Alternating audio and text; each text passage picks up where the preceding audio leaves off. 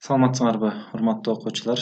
Бүгүнкү сабагыбыздын темасы ыракы чыгыш, Корея жана Япония.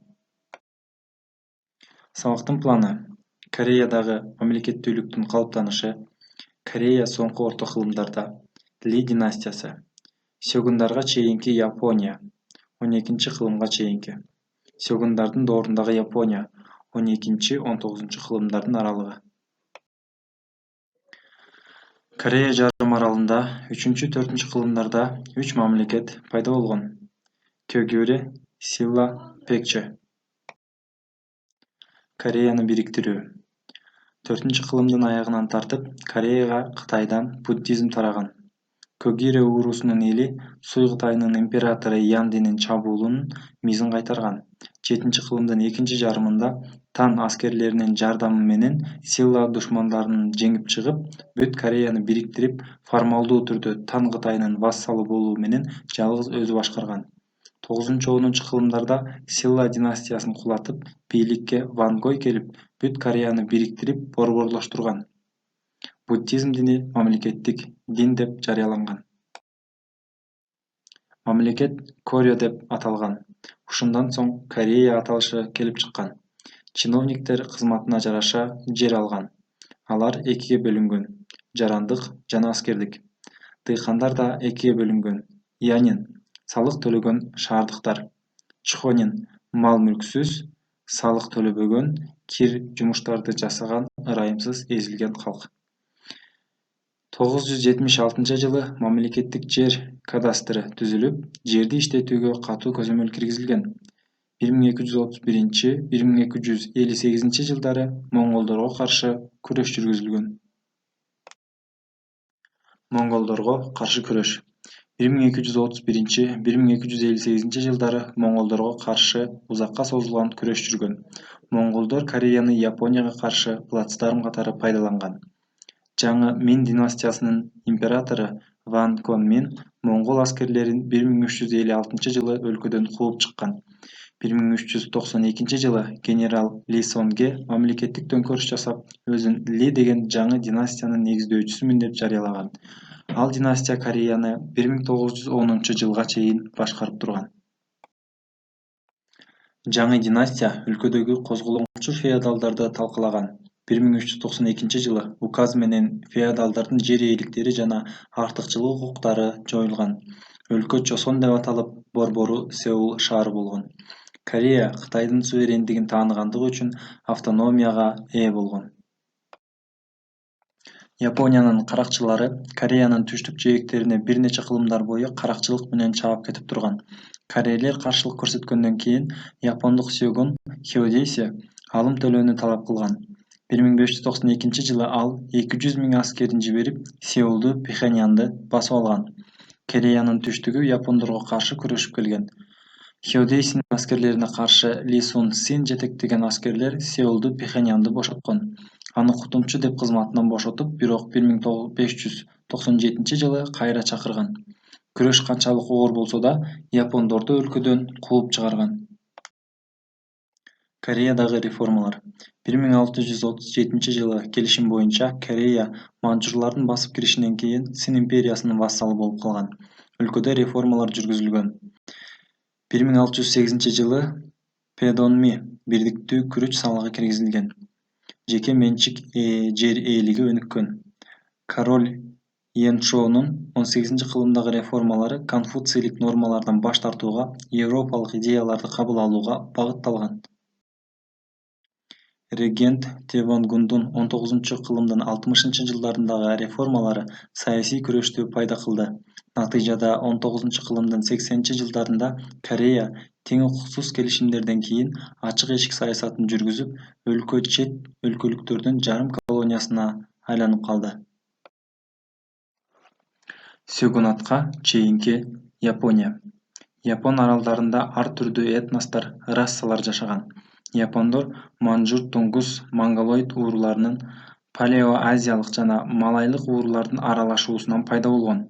Ямато тобу 3-4 кылымдарда бардык элди бириктирип, алгачкы мамлекетти түзгөн. Японияда Кытайдан жана Кореядан келген мигранттар көп болгон. Японияга принц Сётоку Тайси бийликке келип, 17 статьядан турган мыйзамдарды кабыл алган. Анда конфуцийлик жана буддизм принциптери жазылган.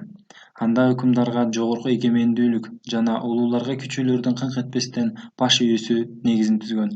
Сётоку Тайси Кытай жана Корей кечилерин жана кол өнөрчүлөрүн чакырып, жаш япондорду Кореяга жана Кытайга жөнөтүп турган. Тайка реформалары 645-жылы Тайка төңкөрүшүнөн кийин бийликке Тенмо асман уулу титулун алган принц Кару келген. 710-жылы Тайка реформалары Тайхорионун Атайын кодекси менен толукталган. Реформалардын натыйжасында Япониянын борбору Нара шаарында ак сарайлар, храмдар, монастырлар курулган. Япон маданияты түптөлгөн. Япондордун байыркы дини Синто, Кытай даоцизм менен байытылган.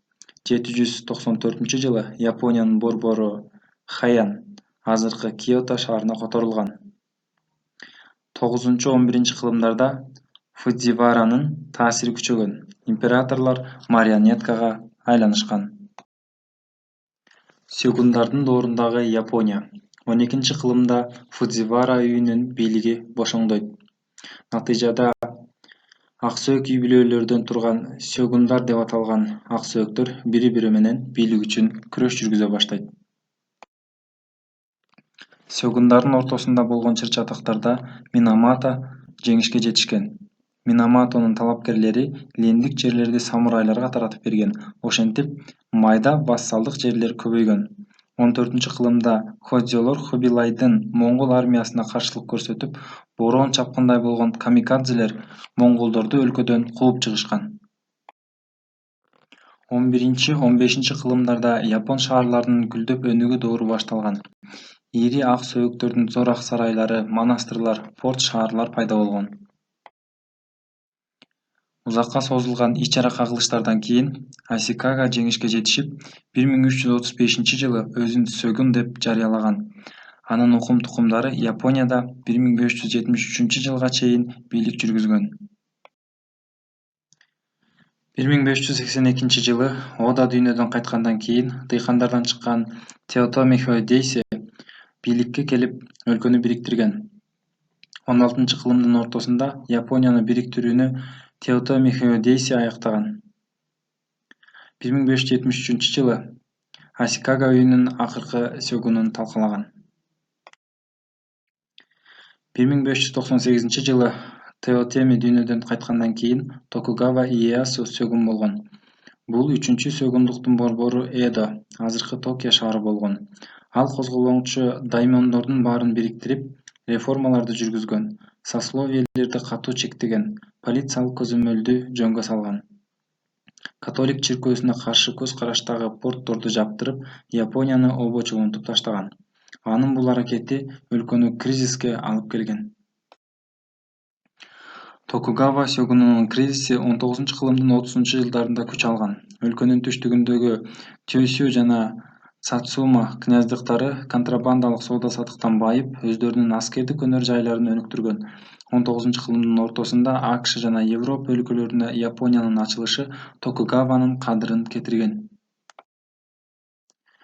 Киотодогу императордун ордосу козголоңчулардын чордонуна айланып, император Япониянын улуттук символуна айланган. Аны баары колдогон. Англияда сёгунга каршы коалицияга колдоо көрсөткөн. 1867-1868 жылдары сёгундук биротоло кыйрап, 16 жаштагы император Муцухито Мэйци бийликке келген. Үйгө тапшырма боюнча суроолор. Кореяда мамлекеттик түзүлүш кандайча калыптанган? Кореянын экономикасындагы негизги чарба кайсы болгон? Кореянын тарыхында Ли династиясынын ролу кандай болгон? Корейлердин коңшу мамлекеттер менен мамилеси кандай эле? Сёгундан кийинки Япония кандай эле? Сёгундар кандай саясат жүргүзгөн? Кореяга жана Японияга чет өлкөлүк, анын ичинде европалык таасирлер кандай болгон?